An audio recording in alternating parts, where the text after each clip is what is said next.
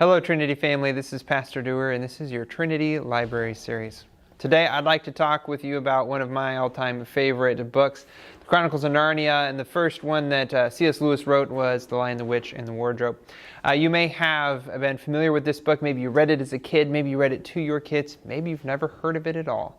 My encouragement is that you would pick up a copy and read it. This is different from everything else we've recommended so far. We've been talking about apologetics books. We've been talking about overviews of the Old Testament, like Hitchhiking with Prophets. But now we have something completely different. We have a story. C.S. Lewis is a British author writing in the 1940s and 50s and 60s. He is friends with J.R.R. Tolkien, who is famous for The Lord of the Rings. The two of them were friends. They were both Oxford professors together, and C.S. Lewis endeavors to write a children's story. Now, the reason that Tolkien and Lewis are both writing stories at all is because they want to share the gospel. They want to get past watchful dragons. That's what they say. We want to get past watchful dragons. Something like Mere Christianity is going to be a straight-up exposition of Christianity. What is Christianity? Why should you believe it? That kind of thing. This gets there slightly differently. This gets there by telling a story.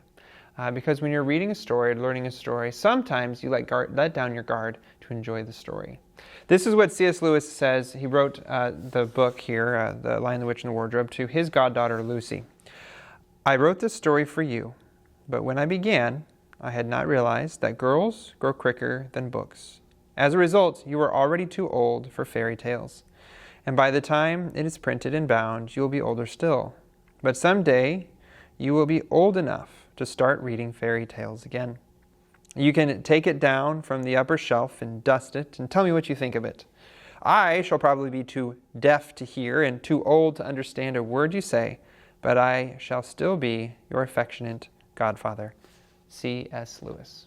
And I love that introduction to this book, into this fantasy world of Narnia, because it's a reminder to us that when we're children, fairy tales, fairy stories are a great deal of fun, and we love them, and we may even remember them fondly from when we were children.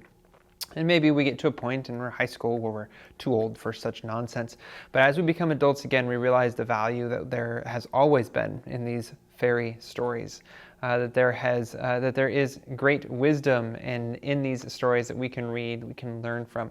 And so C.S. Lewis, he endeavors to write his own fairy stories here with the Chronicles of Narnia. There are 7 books in the Chronicles of Narnia. All of them are amazing. My encouragement is that you would stop by the library, take a look, pick up a copy, start from the beginning if you will, start from the end. I don't care.